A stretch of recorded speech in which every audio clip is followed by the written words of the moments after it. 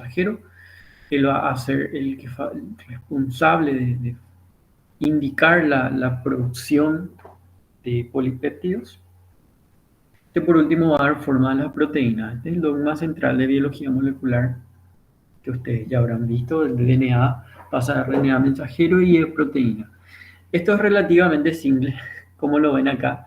Si se imaginan, o sea, en la naturaleza esto puede llegar a ser mucho más complejo. Por ejemplo, en las plantas, en los virus, por ejemplo, ciertos virus, en vez de tener ADN, como en nuestro caso, tienen RNA de una polaridad negativa, nuestro RNA es de polaridad positiva, entonces se tiene que formar un RNA de polaridad positiva que va a ser como nuestro RNA mensajero para que después pueda ser traducido.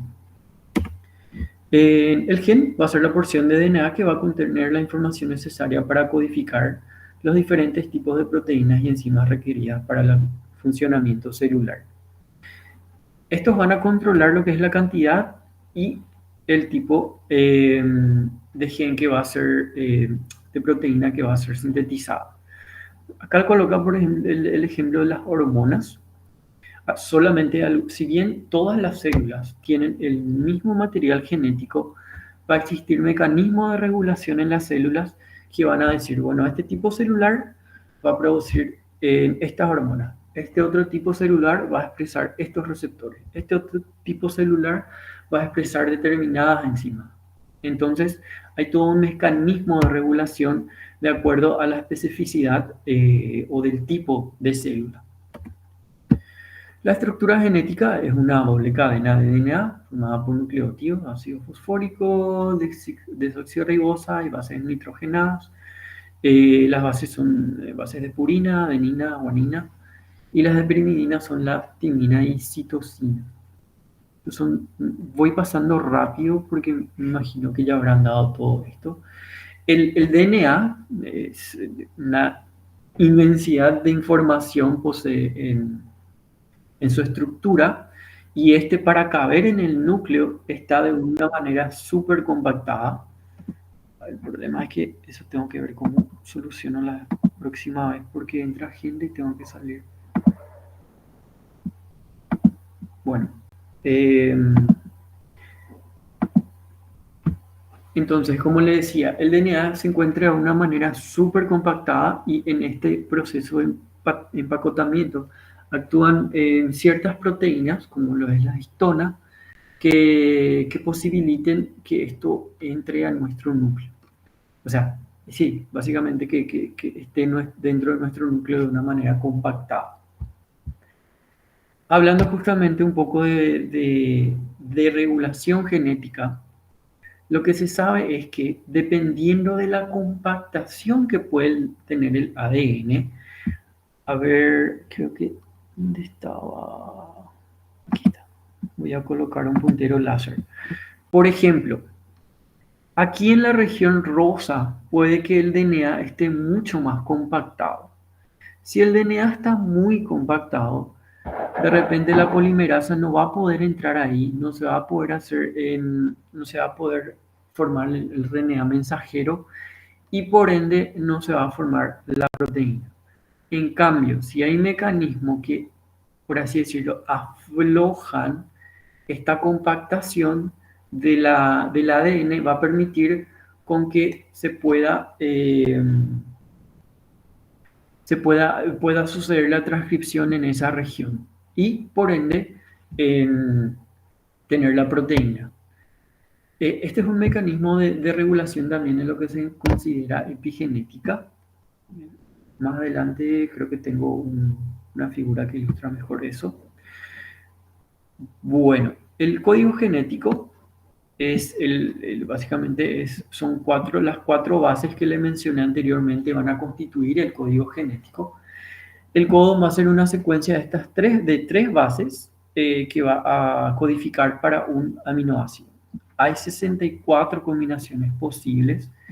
Está el códon de inicio, que siempre es el mismo, que en este caso corresponde a la metionina, y los códons de parada. Cuando hablo de inicio y parada, me refiero en el proceso de la traducción, que le voy a hablar más adelante.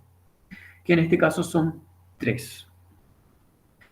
El código genético es redundante, por lo que existen codones sinónimos. Por ejemplo, acá, alanina, van a ver que cambia en la última base, cambia de uracilo, citosina a guanina. Entonces, si por ejemplo ocurre una mutación en ese sitio, ¿ustedes creen que va a afectar la estructura de la proteína? Sí va a Si ocurre afectar. una mutación en el... No. Sí, ¿por ¿Por qué? qué? Porque va a ser el mismo aminoácido el que va a ser añadido a la proteína. Porque justamente son codones sinónimos. El cambio de una, en este caso, en el caso de una base, si es que cae C o A o G, no va a afectar. ¿Ok? Pero, por ejemplo, acá a ver, lisina. Lisina solamente tiene dos codones sinónimos. Si en vez de guanina, acá entra una citosina, a ver dónde está. Obviamente esto yo no tengo memorizado y no tienen por qué memorizar, ¿verdad? Pero va a suceder que va a entrar otro aminoácido. Al entrar otro aminoácido, va a haber, por las características físico-químicas de ese aminoácido, la estructura de la proteína puede ser modificada. Entonces, si se trata de una enzima, esta puede ya no tener el mismo rendimiento que tiene la enzima, el alelo normal de la enzima, o sea, la forma normal de la enzima. Y eso puede generar ciertas enfermedades. ¿Ok? Eso es un ejemplo. Entonces, están los que son las mutaciones sinónimas, que es cuando cambia solamente una base, pero no cambia el aminoácido que es incorporado a la proteína.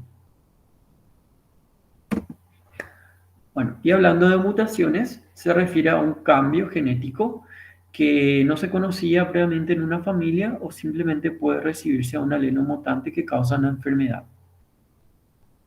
Eh, Más adelante le damos, no, miento, creo que es la próxima clase que explico las maneras en que pueden suceder estas mutaciones. Se puede dar duplicación del DNA, se puede perder una porción del DNA, se puede reordenar las pares de bases, entonces esto causar una mutación. Esto se puede dar de manera espontánea o por agentes externos.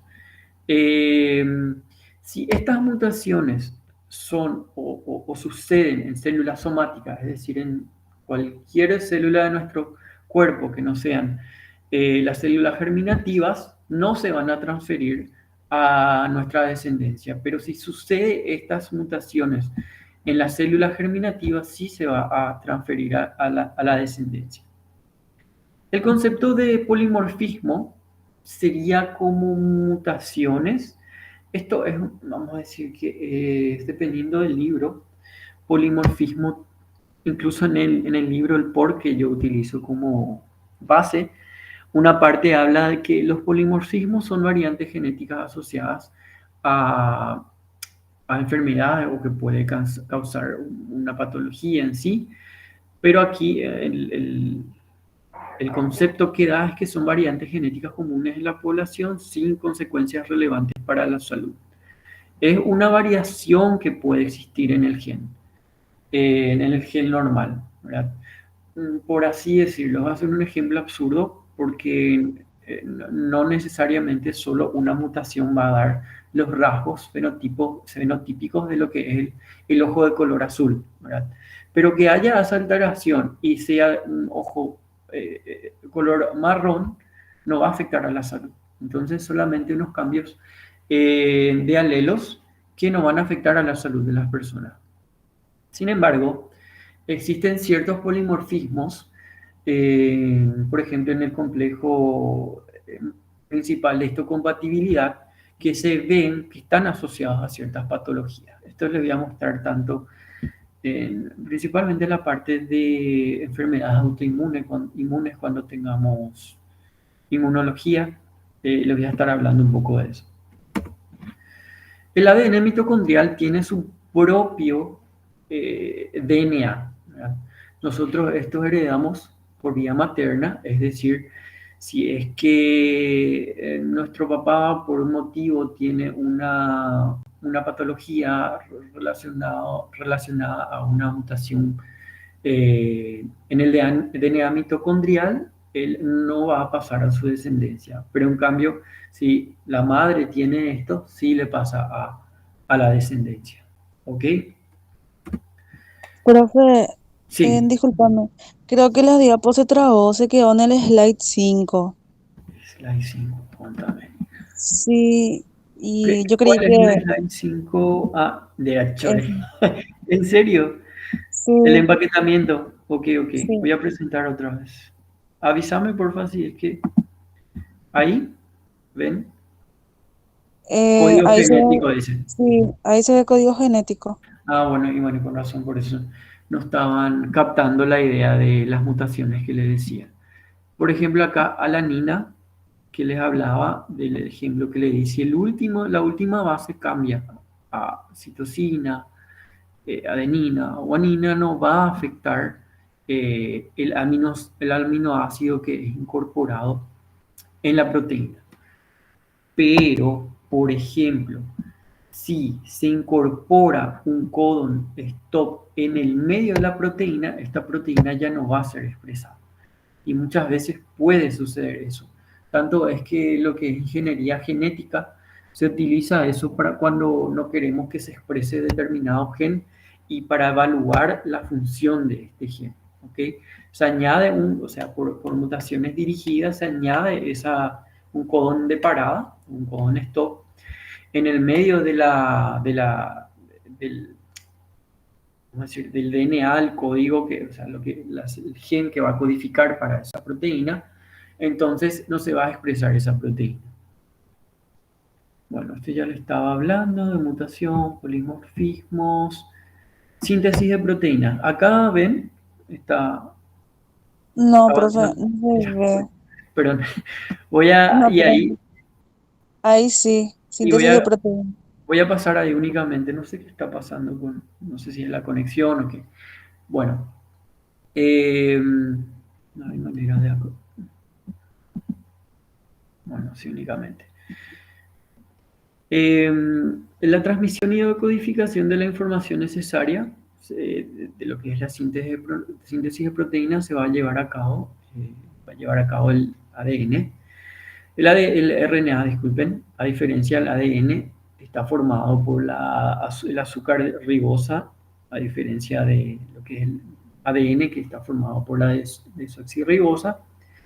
Y este también es de una única hebra, de una única hebra. Las características, yo trabajo en investigación experimental y tengo que mantener estas cuestiones bajo control para poder realizar mis experimentos. Por ejemplo, la característica del RNA es que es mucho más inestable en comparación al DNA, justamente por su estructura, ¿verdad? Están mucho más expuestas a ser solo una única hebra. Existen diversos tipos de RNA. Les voy a mostrar en la próxima diapositiva. Los que más se conocen son el RNA mensajero, ribosomal y de transferencia, pero en los últimos tiempos se dio que hay muchos más RNA. Por ejemplo, estos microRNA, siRNA y long non-coding RNA, o sea, RNA no codificantes, que tienen un papel en la regulación de la expresión génica. Por ejemplo, esto también se puede utilizar in vitro y hacer con que se inserta en la célula estos microRNA. Estos microRNA van a actuar sobre el RNA mensajero y va a romper el RNA mensajero.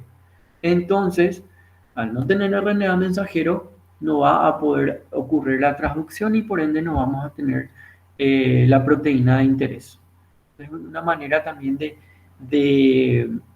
de regular lo que es la expresión genética.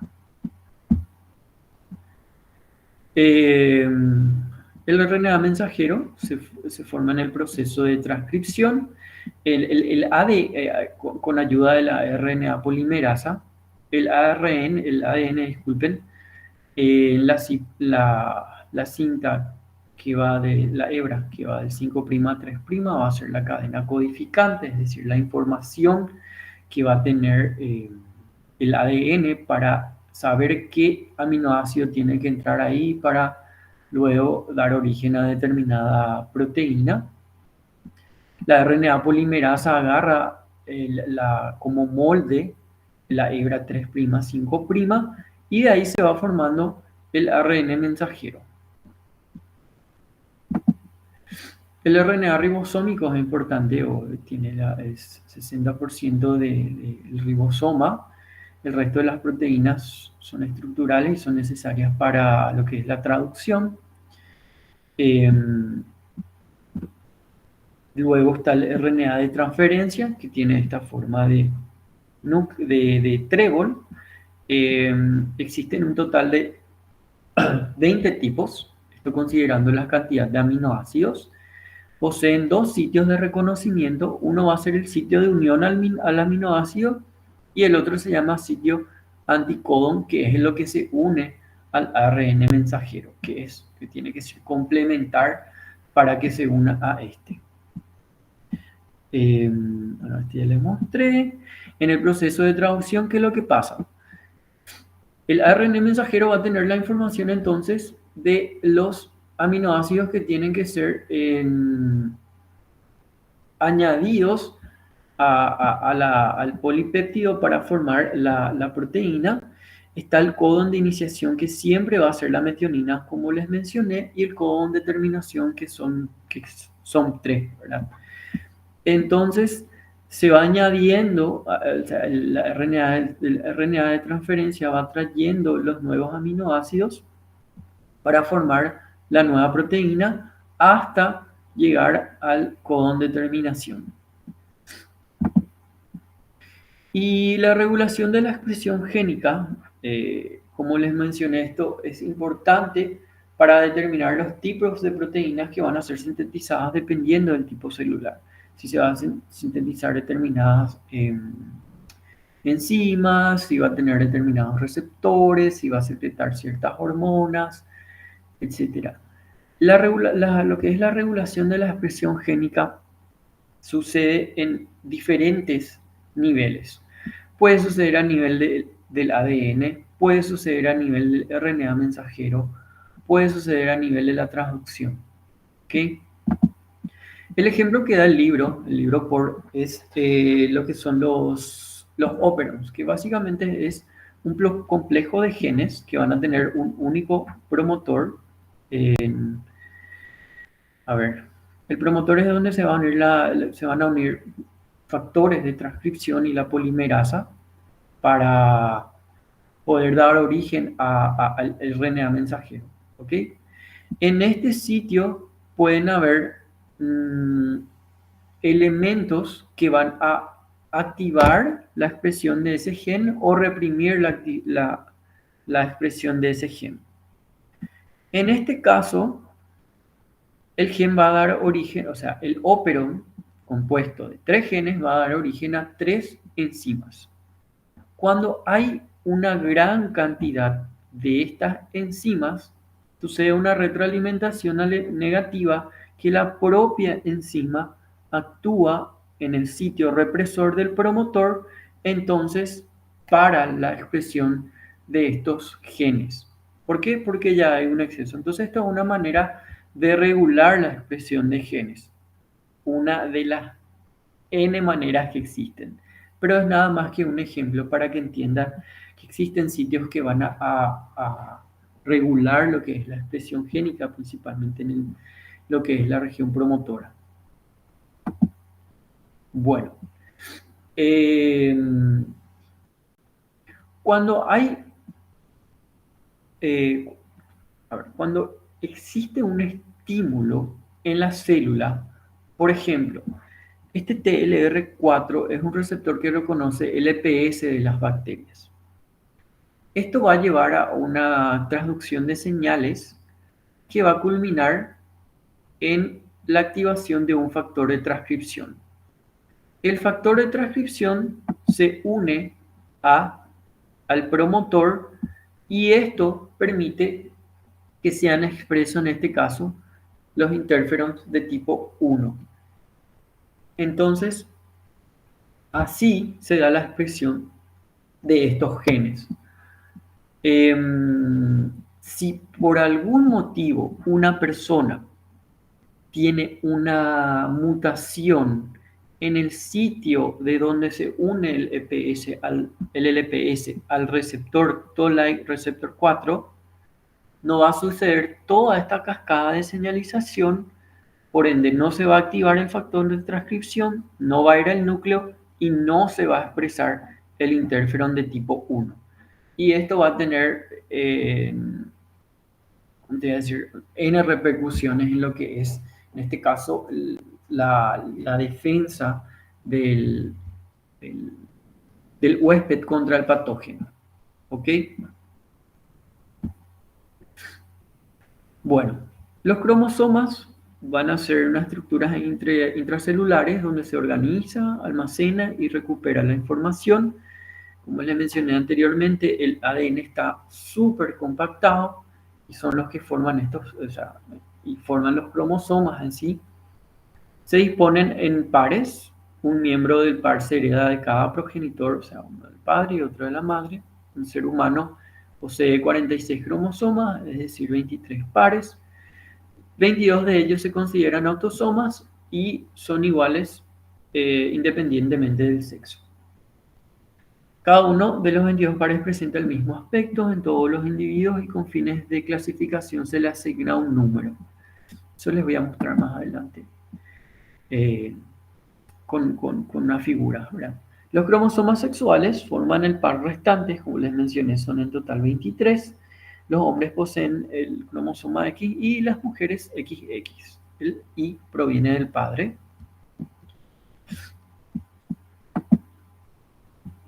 Este es un concepto muy importante, que son los cuerpos de Barr. Las mujeres tienen dos cromosomas X. Solo uno de ellos va a controlar lo que es de forma activa los rasgos genéticos propios de la mujer, por así decirlo. Pero durante la gametogénesis ambos están activados. ¿Qué les parece que va a suceder si es que los dos cromosomas quedan activos en las mujeres? Pueden chutar cualquier cosa. La idea es pensar en qué sucedería.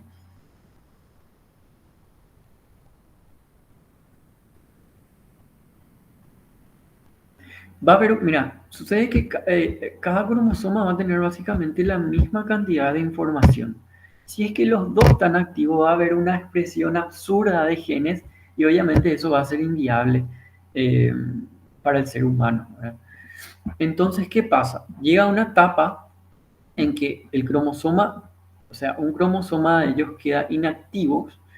El activo puede ser visible mediante, disculpe, el activo queda invisible e inactivo puede ser visible a través de una tinción y este cromosoma inactivo se le llama cuerpos de Barr. Entonces, se puede observar en el microscopio si existen estos cuerpos de Barr y identificar si el niño va a ser nene o va a ser nena. ¿Okay? Aquí un ejemplo, los hombres no van a poseer cuerpos de Barr porque los hombres tienen los cromosomas XY, entonces el cromosoma X sí o sí va a estar activo y este es invisible. En cambio, el otro cromosoma X de la mujer queda inactivo y es visible en microscopio como ven en esta figura. ¿Ok? Entonces, hay un síndrome que se llama Klinefelter, que en este caso, el varón que tiene este síndrome va a tener dos cromosomas X. Entonces, uno de ellos se va a inactivar. Por ende, lo que uno va a ver en el microscopio, y por más de que la descendencia o el individuo tenga rasgos masculinos, principalmente, le voy a explicar mejor la próxima clase, va a ser posible identificar el cuerpo de Barr porque es el cromosoma X inactivo. Esto es también, más que nada no hace falta que sepan todo lo que es el proceso de mitosis y meiosis, pero a grandes rasgos la diferencia es que yo le coloco lo al final. La mitosis va a suceder solamente en células somáticas. Estas son todas aquellas que no se van a convertir en células sexuales y por tanto las dos células van a ser idénticas. En el caso de la meiosis, sucede solamente en las células germinativas y va a dar origen a 4 células hijas con mitad de cromosomas. Voy a colocar una figura para que se entienda mejor. Entonces, la mitosis, las células somáticas van a dar origen a 2 células que son idénticas. En cambio, la meiosis va a dar origen a 4 células con la mitad o de la cantidad de ADN, que en este caso son los gametos. Una cosa relevante, de lo que tiene una importancia evolutiva en la meiosis, es la recombinación genética que puede suceder. La recombinación genética permite la variabilidad genética que existe en la población. También permite a las especies poder evolucionar o adaptarse.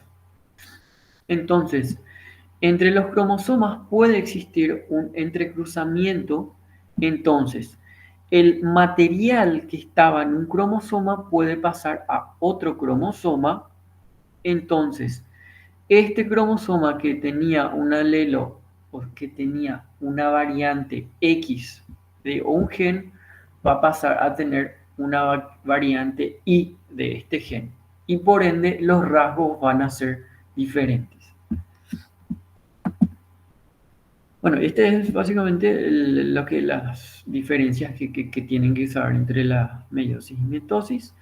La mitosis siempre da lugar a células con el mismo número de cromosomas, en cambio la meiosis da lugar a células con la mitad del número de cromosomas, y el número de cantidad de células hijas va a ser diferente también. Mitosis da origen a 2 células y la meiosis 4.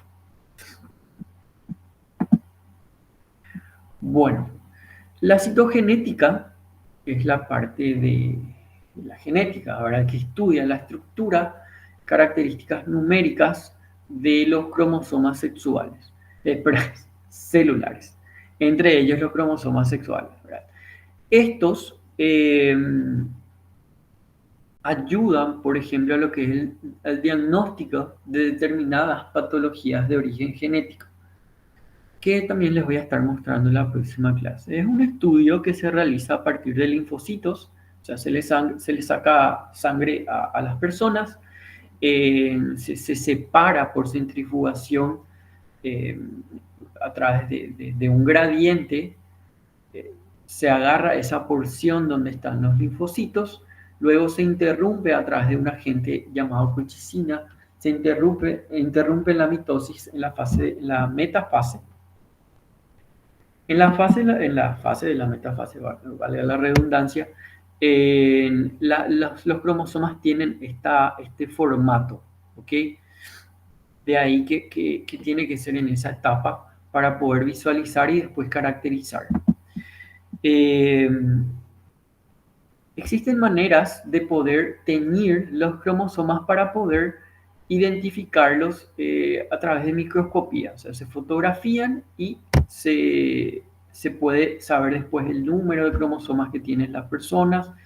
Y al utilizar determinadas tinciones se da un patrón de bandeo. Bueno, se les muestro después. Pero bueno, el resultado de esto se llama cariotipo y el procedimiento se llama cariotipado.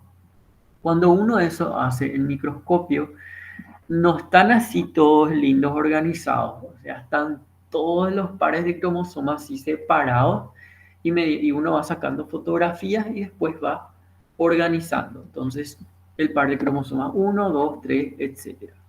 Supongamos que una persona tenga un cromosoma y dos cromosomas X.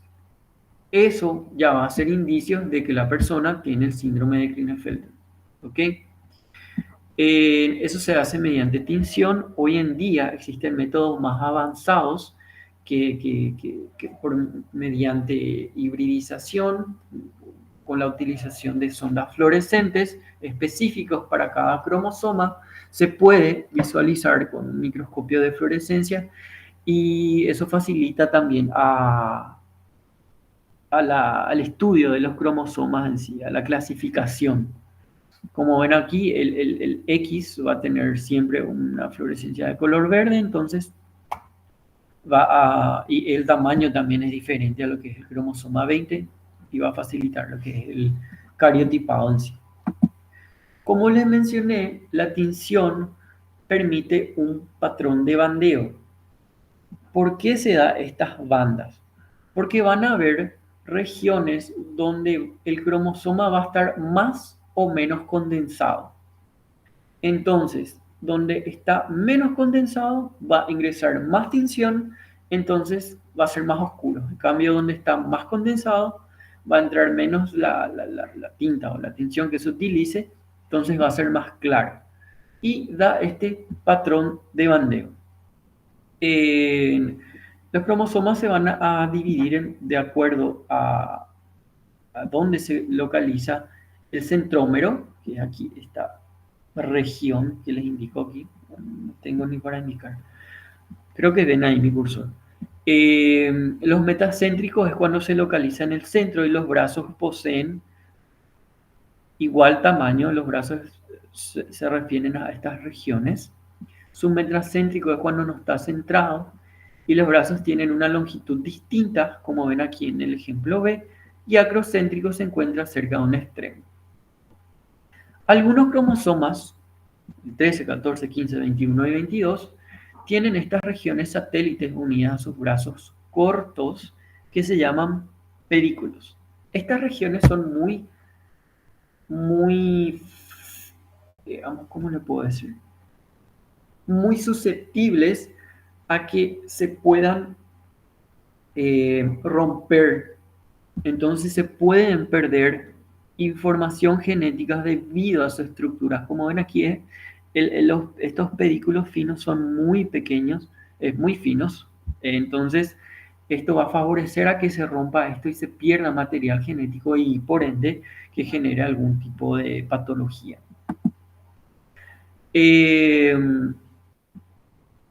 El brazo corto del cromosoma se designa con la letra P, de pequeño, y el brazo largo con la letra Q, ¿ok? Eso es muy importante al momento de describir las estructuras de los cromosomas. Y se le indica también el número del cromosoma. Como les mostré aquí, esto tienen toda una clasificación del 1 al 22, los cromosomas, los autosómicos, los autosomas, y el X y el Y. Entonces va a ser cromosoma 15, el 15 en el brazo pequeño. El siguiente, ok, ¿por qué esto es importante? Como les mencioné, al momento de teñir los cromosomas, se genera un patrón de bandeo. Cada brazo se va a dividir en regiones que se enumeran desde el centrómero, es desde la mitad para afuera. Y se dividen en bandas las cuales reciben designación numérica. Por ejemplo, cromosoma X, aquí, en la región, en el brazo pequeño, en la región 2, recuerden siempre, es del centro para afuera, o sea, va a estar acá, en la subregión 2. Esto es importante para identificar en qué cromosoma, en qué brazo y en qué región del brazo de ese cromosoma está la mutación asociada a determinada patología. Por ejemplo, En el cromosoma X, brazo pequeño, región 2, subregión 2, subregión 1, en esa región existe una mutación que provoca la distrofia muscular de Duchenne. ¿Ok? Entonces es así como se describen las enfermedades genéticas cuando existen mutaciones en determinados alelos. Acá nada más para que vean mejor cómo se ve en el microscopio. No es tan lindo el patrón de bandeo. Necesitarás mucha práctica y mucho ojo para poder identificar esto. Si bien hoy en día, como les mencioné, hay técnicas más modernas para poder eh, teñir los cromosomas en sí, existen software que te van a identificar dónde está tal banda, etcétera. Bueno, segunda parte de la clase son los patrones de herencia. Genotipo va a ser la información genética almacenada en la secuencia, de bases del código triplete. Y fenotipo va a ser cómo se expresan estos, o sea, rasgos físicos, bioquímicos reconocibles asociados a un determinado genotipo. Un mismo fenotipo puede asociarse con más de un genotipo. ¿Ok? Esto lo explico mejor en la siguiente clase. Estos conceptos son importantes: expresividad y penetrancia. Expresividad se refiere a la manera en la cual el gen se expresa en el fenotipo. Es decir, va a variar de leve a grave. Una enfermedad puede tener una expresividad leve o una expresividad grave. Penetrancia representa la capacidad de un gen de expresar su función. Una penetrancia del 75% quiere decir que el 75% de las personas con determinado genotipo va a presentar un fenotipo reconocible. Por ejemplo, en un grupo de 100 personas, 50 de ellas, o sea, las 100 tienen una mutación específica, pero solamente en el 25% se puede observar ese fenotipo. Las otras personas, por N motivos, no van a expresar ese fenotipo. Cuando me refiero a fenotipo, puede ser una enfermedad, por ejemplo. Entonces se va a decir, esta enfermedad tiene una penetrancia del 25%. Es decir, que por más de que 100 personas tengan este genotipo, solamente, lo más frecuente es que 25% de ellas nomás expresen el fenotipo reconocible. ¿Y por qué las otras personas no van a expresar?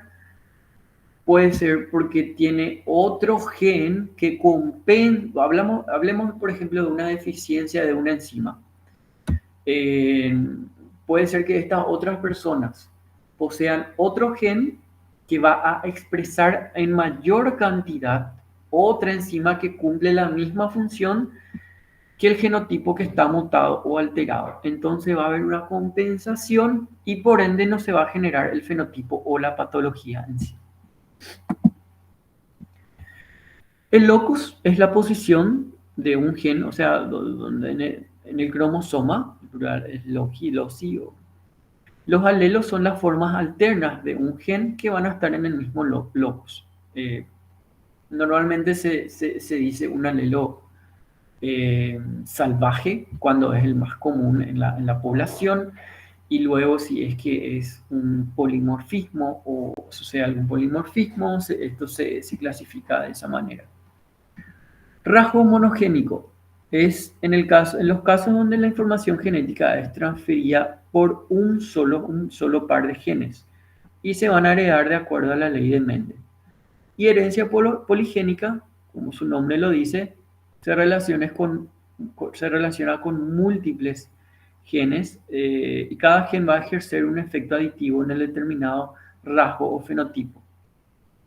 Es decir, adelantando la clase siguiente, En trastorno de bipolaridad, no va a ser un único gen que va a estar asociado a este trastorno, sino que va a ser un conjunto de genes que van a dar o a determinar este rasgo, este fenotipo, en este caso, este trastorno.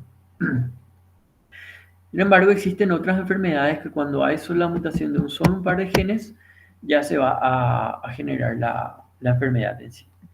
La mayoría de los rasgos humanos están determinados por múltiples pares de genes y poseen códigos alternos. Está lo que es la herencia multifactorial, donde no solamente los genes van a tener una relevancia en lo que es eh, la expresión del fenotipo, sino que factores ambientales van a favorecer a que la persona desarrolle este fenotipo. Por darles un ejemplo, una persona, hay gente que quiere entrar, pero lastimosamente no les voy a poder dar permiso a que ingresen porque ya pasó una hora más o menos.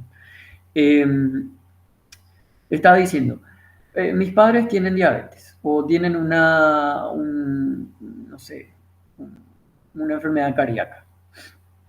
Por ende, yo tengo cierta predisposición a contraer esta enfermedad a lo largo de mi vida.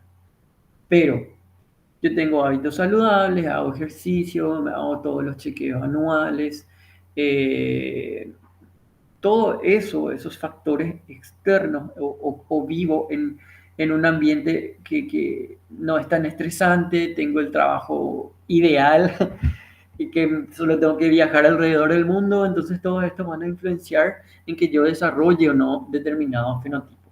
A eso se refiere lo que es cuestiones multifactoriales. Bueno, eh, entonces esta es una figura nada más que para que entiendan, locus es el lugar o la posición donde van a estar los alelos. En este caso se presenta un par de alelos dominantes, homocigotos. En el segundo caso un par de alelos recesivos y en el otro un par de alelos heterocigotos. Por un lado está el alelo recesivo y por otro lado el alelo dominante. Eh, los individuos con el mismo tipo de alelo se denominan homocigotos para ese carácter y los individuos con los dos alelos diferentes se denominan heterocigotos para ese carácter. Después les muestro los cruces, ahí van a entender mejor. Existen otros tipos de interacciones de genes. Epístasis es cuando un gen enmascara los efectos fenotipos de otro gen no alélico. Eso también puede dificultar el diagnóstico de determinada enfermedad, por darles un ejemplo. Alelos múltiples en los cuales más de un alelo afecta a un mismo rasgo. Genes complementarios, cada gen es mutuamente dependiente uno del otro. Uno no puede actuar sin el otro, y genes colaboradores que van a tener una acción sinérgica entre ellos para determinado fenotipo. Impronta genética. La impronta genética se va a asociar a lo que es la transmisión parental de origen, que los genomas parentales no siempre van a contribuir de la misma manera. El ejemplo clásico de que se encuentra en casi todos los libros son la transmisión de mutaciones en estos dos síndromes, síndrome de Prader-Willi y síndrome de Angelman. Ambos síndromes se acompañan o tienen fenotipos semejantes, que es el retraso mental como denominador común, y se asocian a la misma deleción en el cromosoma X. Pero si la deleción se hereda por vía materna, el niño va a presentar el síndrome de Angelman. Pero si se hereda por vía paterna, el niño va a padecer el síndrome de Prader-Willi. Entonces, a ver, aquí en el caso de esto, de lo que es impronta genética, como mencioné anteriormente, el cromosoma afectado va a ser el cromosoma 15, en la misma posición. Pero si el niño recibe esta mutación por parte de la madre, va a desarrollar el síndrome de Angelman. Y si es del padre, va a desarrollar el síndrome de Prader-Willi. Entonces hay una impronta que se recibe de acuerdo a quién hereda ese gen a su descendencia. Esto me imagino también que ya dieron, ya estamos casi terminando la clase, gente, no se me duerman. Las leyes de Mendel, esto yo recuerdo que ustedes daban en el cursillo. Las unidades de herencia son los genes y el patrón de expresión de un gen único a menudo puede predecirse con las leyes de transmisión de genética de Mendel. Las combinaciones posibles pueden producirse con la transmisión de rasgos monogénicos dominantes que se expresan con letras mayúsculas y recesivos con letras minúsculas. Y esto puede describirse mediante el cuadrado de Punnett, se llama. Entonces, en este caso, la madre tiene los alelos recesivos y el padre tiene los alelos dominantes. Entonces, la descendencia va a ser heterocigota, pero van a expresar el alelo que el padre les heredó por ser dominante. Sin embargo, si tanto el padre como la madre tenían alelos recesivos, se iban a expresar estos alelos en la descendencia. Y si tanto el padre como la madre tienen los alelos dominantes, también se iban a expresar estos alelos dominantes.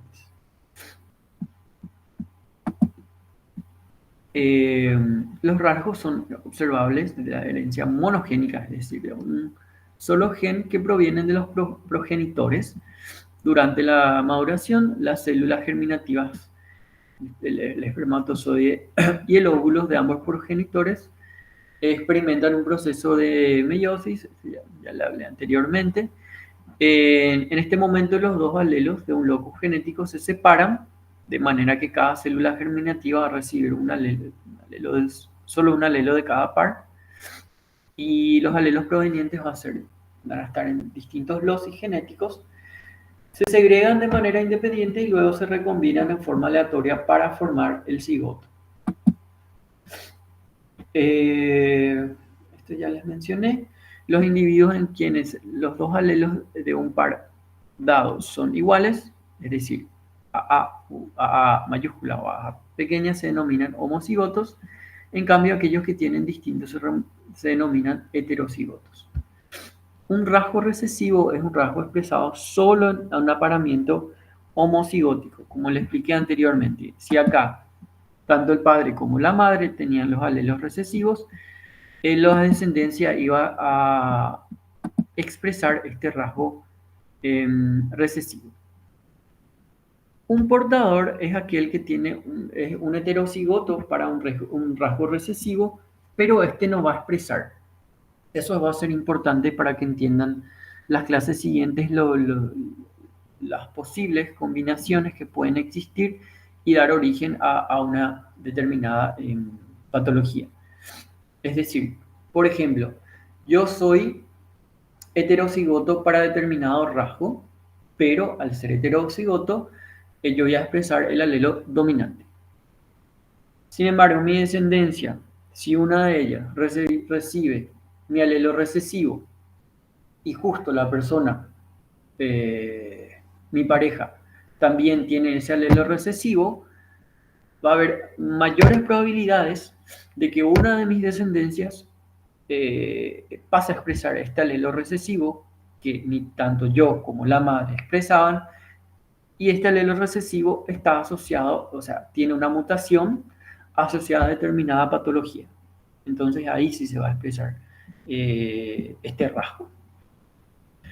El árbol genealógico es un método gráfico para representar la historia familiar de un rasgo heredado. Se construye a partir de la historia familiar cuidadosamente obtenida y es útil para seguir el patrón de herencia.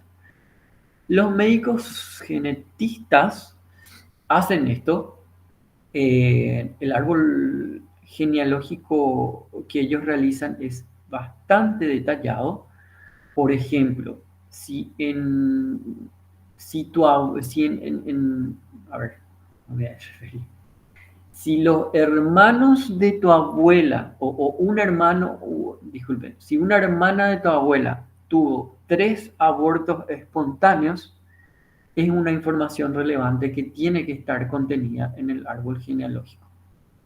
Si tu tía tiene determinada enfermedad o determinado síndrome que nunca se diagnosticó y que tiene ciertas manifestaciones neurológicas características, eso se coloca también en el árbol genealógico. Todo esto para ayudar a identificar qué trastorno puede estar teniendo, por así decirlo, tu hijo, tu hermano, tu papá, etc. Siguiendo estos patrones de herencia que mencioné. Si se trata de una eh, de un rasgo que está definido por la herencia de un solo par de genes, es mucho más fácil la identificación. Pero si hablamos de herencia multigénica o multifactorial, ya se complica. A pesar que hay estudios que ya se ve que, no sé, personas que tuvieron padres con trastornos de bipolaridad, depresión, esquizofrenia, su descendencia tiene mayor posibilidades de que también desarrollen esto. Pero todo es como estas enfermedades, al menos ciertos trastornos mentales están más asociados a la herencia multifactorial. O sea, que vos tengas una predisposición genética no quiere decir que vayas a desarrollar eso.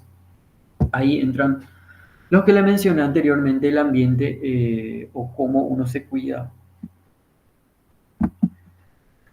Bueno, finalizando la última diapositiva, aunque la expresión genética en general responde a un patrón dominante o recesivo, es posible que ambos alelos de un par genético se expresen por completo en la persona heterocigota. Eso se llama codominancia. Y va a ser importante también en el caso de ciertas patologías, porque si uno de los alelos posee la mutación y el otro no posee la mutación, y ambos son expresos, el alelo normal puede compensar al alelo mutado, entonces los rasgos, la expresividad de esta enfermedad va a ser más leve en comparación a aquellos que tienen ambos alelos mutados. ¿Ok? Muchos genes solo poseen la versión normal, es decir, el alelo tipo silvestre era la palabra que más se utiliza, no salvaje. Eh, y otros genes poseen más de un alelo normal, las formas alternas de un mismo locus que les había dicho que son los polimorfismos, que pueden o no estar asociados a determinadas patologías. Un segundito, voy a ver algo. Y bueno, esa fue la clase de hoy, fue bastante corta, pero más bien al inicio, bueno, gran parte de estas cosas me imagino que ustedes habrán dado, todo lo que fue el cursillo, biología, bioquímica, etcétera, pero nunca está de más un repaso, tal vez haya algunos conceptos nuevos, pero todo esto les va a ayudar a comprender eh, la complejidad que, que, que puede existir para de presentar, sí, en lo que es el desarrollo de determinadas patologías. ¿Ok? ¿Eso, gente? ¿Tienen alguna pregunta? De mi parte, no, profe. Bueno, nos vemos entonces el jueves en el mismo horario. Va a ser una clase virtual también. ¿Ok?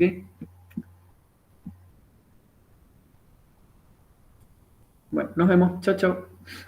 Chao, profe.